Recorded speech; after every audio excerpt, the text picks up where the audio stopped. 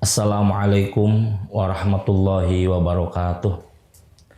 Bismillah, alhamdulillah, wassalatu wassalamu ala rasulillah Sayyidina wa maulana Muhammad ibn Abdillah wa ala alihi wa sahbihi wa man tabi'ahudah ila yaumil qiyamah.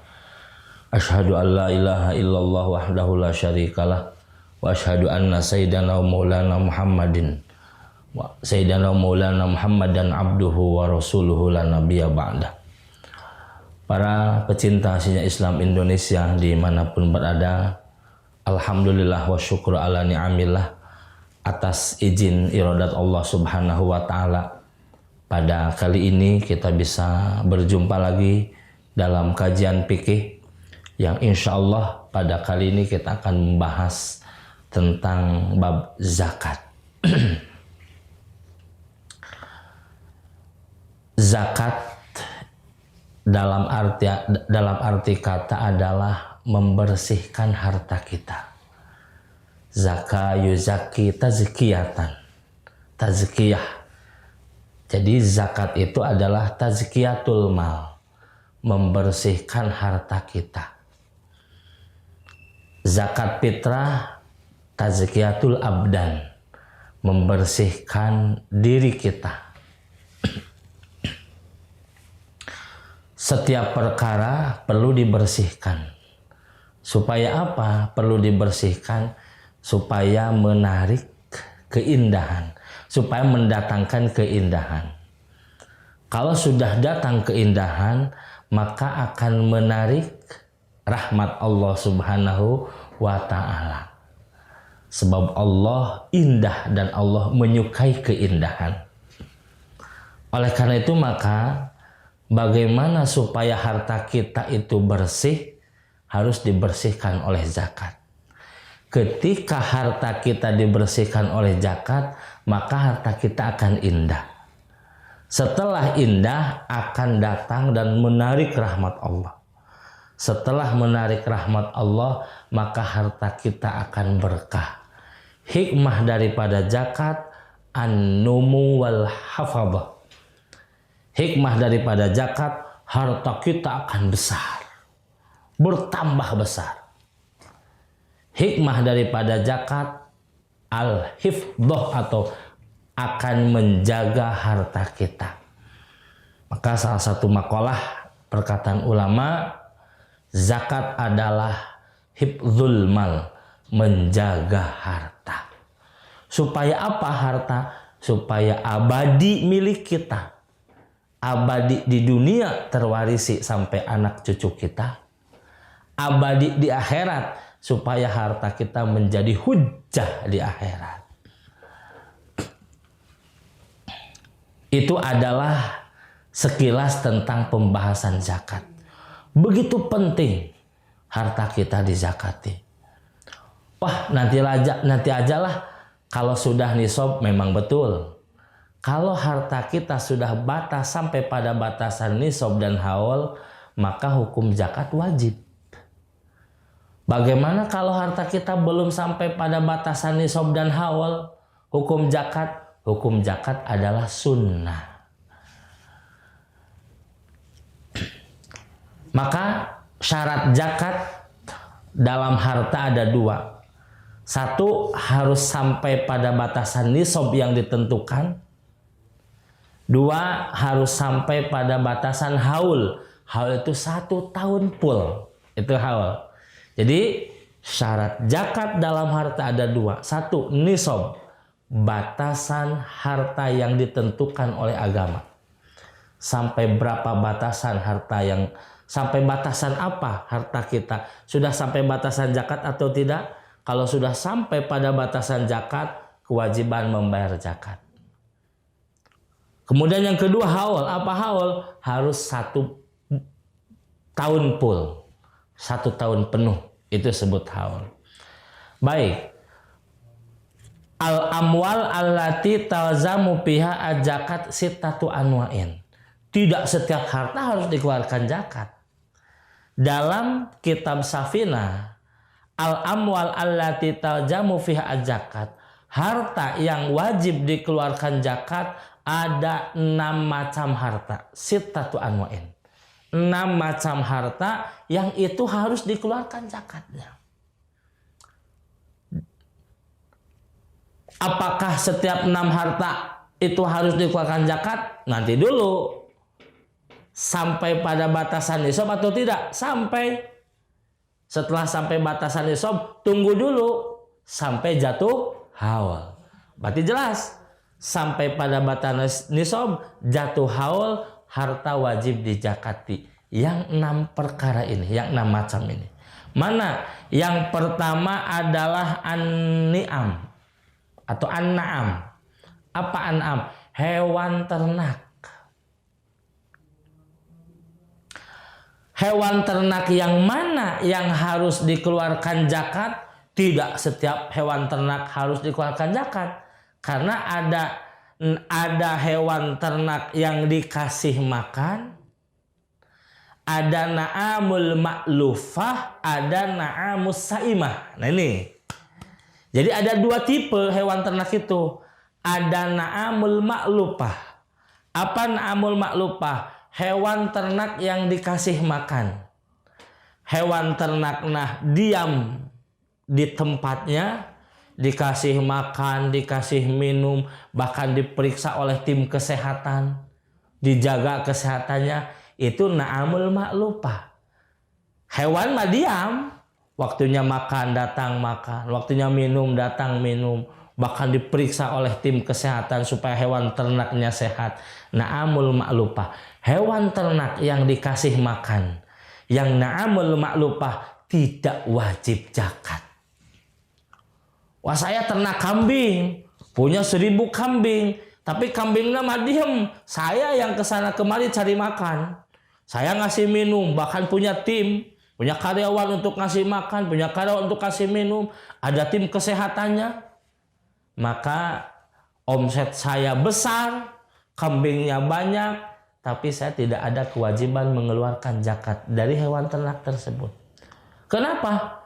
Karena hewan ternaknya ma'lufah, saya yang ngasih makan.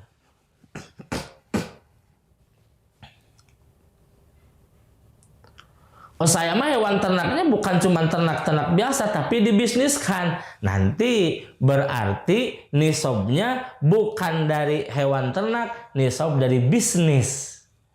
Jadi bukan dari ternaknya, dari bisnisnya. Kalau dari jihad ternak tidak ada kewajiban zakat. Kenapa? Karena itu na'amul ma'lufah. Hewan ternak yang dikasih makan oleh kita, kasih minum, hewan mah diam, itu nggak wajib zakat.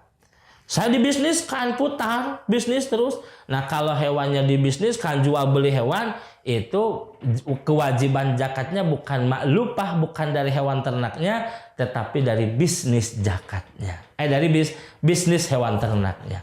Jual beli hewan ternak. Ini yang wajib zakat. Yang kedua ada na'amus saimah. Apa na'amus saimah?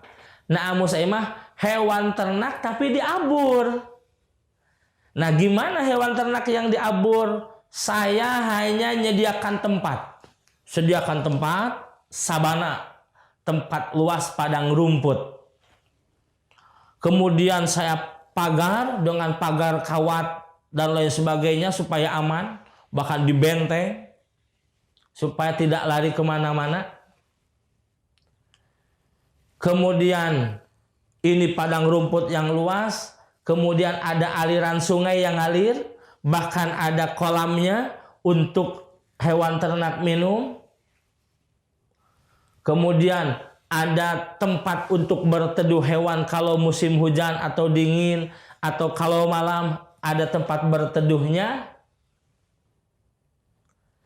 Jadi hanya menyediakan padang rumput yang luas, kemudian mengalirkan aliran sungai ke sana. Ada kobangan air untuk minumnya, kemudian ada tempat berteduh hewan kalau kehujanan atau kepanasan atau di malam hari, cukup.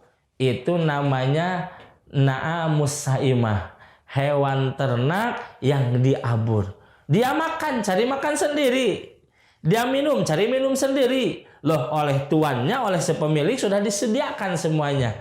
tinggal makan sendiri, minum sendiri. Memeriksa tinggal diperiksa kesehatannya. Seperti itu.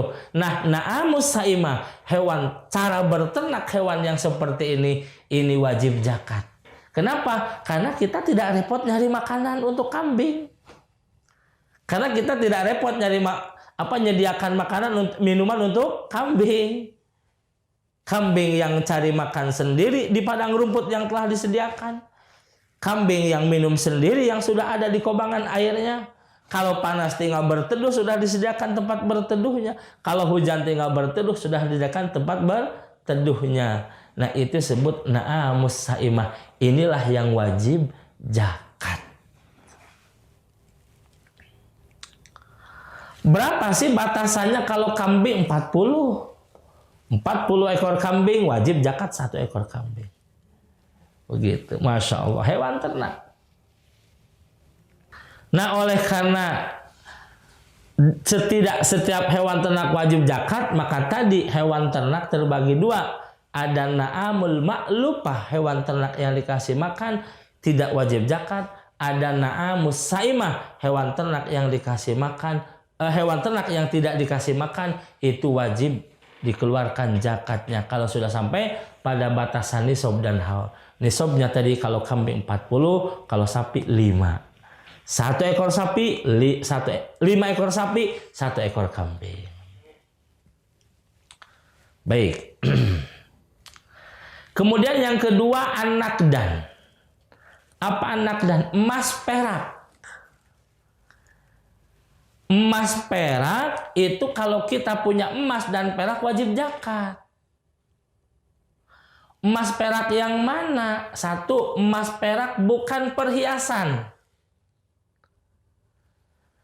Kalau emas perak perhiasan, emas perak bukan perhiasan, itu emas perak logam mulia, mas antam.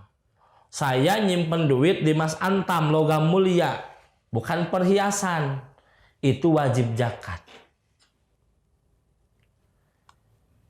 Yang memilikinya siapa? Baik laki-laki ataupun perempuan, ketika dia investasinya di emas antam, itu wajib zakat.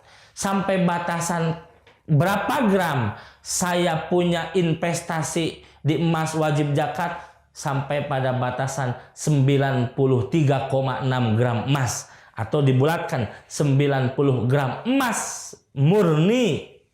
Emas antam, saya punya investasi di emas antam 94 gram emas, wajib zakat 2,5%. Wajib zakat 2,5%. Masya Allah. Bagaimana kalau investasinya di emas perhiasan? Siapa yang memilikinya? Nah, kalau Kang Wahyu belum punya istri, investasi di emas perhiasan wajib zakat. Kenapa? Kan Kang Wahyu mah laki-laki, bukan tempat berhias, memakai emas, cincin, kalung, gelang, bukan. Maka kalau Kang Wahyu pakai investasi di emas perhiasan, wajib zakat. Tapi bukan 94-93 kalau perhiasan. Karena perhiasan tidak murni. Biasanya perhiasan 70%-nya emas, sisanya bukan emas. Atau kadang 60%-nya emas, sisanya bukan. Hitungan saja. Kalau untuk sampai pada batasan 94 gram emas murni, berarti kalau perhiasan saya harus punya sekian ratus gram emas perhiasan. Baru wajib zakat. Bagaimana kalau saya seorang suami, investasinya di emas perhiasan, tapi emas perhiasannya digunakan oleh istri, tidak wajib zakat. Meskipun milik saya, tapi saya dimanfaatkan oleh istri sebagai perhiasan, tidak wajib zakat. Kenapa tidak wajib zakat? Karena emas perhiasan dipakai oleh istri, sedangkan istri adalah mahaluz zinah, tempatnya untuk berhias. Jadi tidak wajib zakat. Oh ibu, saya alhamdulillah punya emas 1 kilogram emas. Waduh, luar biasa banyak ibu-ibu. 1 kilogram emas.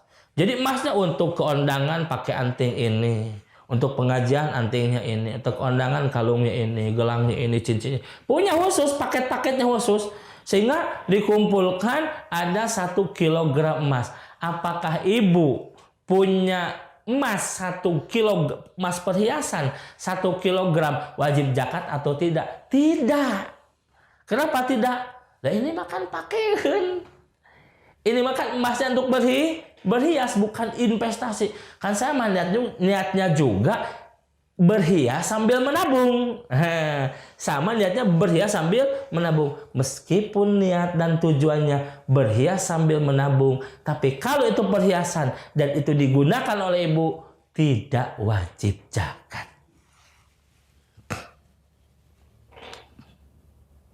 Itu adalah emas dan perak. Masya Allah. Jadi yang wajib zakat kalau emas perak dijadikan investasi dan itu harus emas murni, emas antam. Kalau perhiasan siapa dulu yang memilikinya? Oh laki-laki tidak punya istri, wajib zakat. Investasinya di perhiasan. Kalau istri punya perhiasan meskipun banyak tidak wajib zakat asal digunakan. Seorang suami punya investasi di perhiasan dan dimanfaatkan oleh istrinya tidak wajib zakat.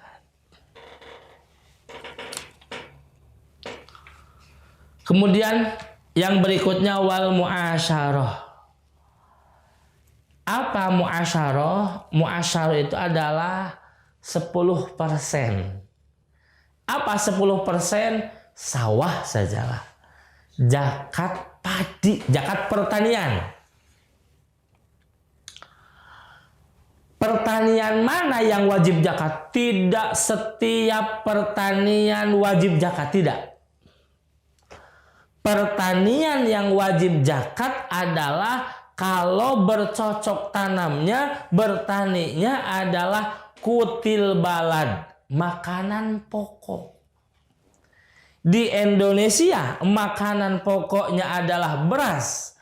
Berarti petani padi wajib zakat. Kalau di bagian timur, makanan pokoknya jagung, maka petani jagung wajib zakat. Di bagian sana makanan pokoknya gandrung, maka petani gandrung wajib zakat. Nah gitu. Oh berarti petani sayur mayur mah tidak wajib zakat. Tidak ada kewajiban zakat. Karena sayur mayur bukan kutil balad, bukan makanan pokok. Petani engkol, petani kentang, petani ini nggak wajib zakat karena bukan makanan pokok. Jadi yang disebut mu'asyarah 10% adalah harus petani yang menanam, harus petani kutil balad, yaitu petani yang menanam makanan pokok untuk makanan pokok kutil balad.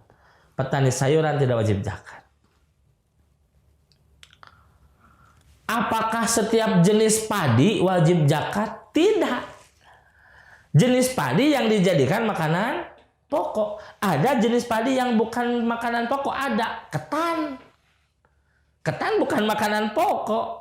Ketan hanya dijadikan untuk kue dan lain sebagainya. Dan itu tidak dimakan setiap hari. Makanan pokok bukan. Maka saya bercocok, saya menanam ketan 1 hektar punya sawah ditanami ketan. Apakah wajib zakat? Tidak wajib zakat. Karena meskipun menanam padi, tapi padinya bukan makanan pokok, bukan kutil balad. Masya Allah, ma'asyarah. Setiap sawah harus 10% zakatnya? Tidak. Sawah yang mana yang harus 10%? Sawah yang tak ada hujan. Sawah yang tak ada hujan itu adalah sawah yang yang pengairannya dengan hujan. Kalau musim hujan bisa nanam, kalau musim kemarau tidak bisa nanam. Atau sawah yang diairi dengan aliran irigasi.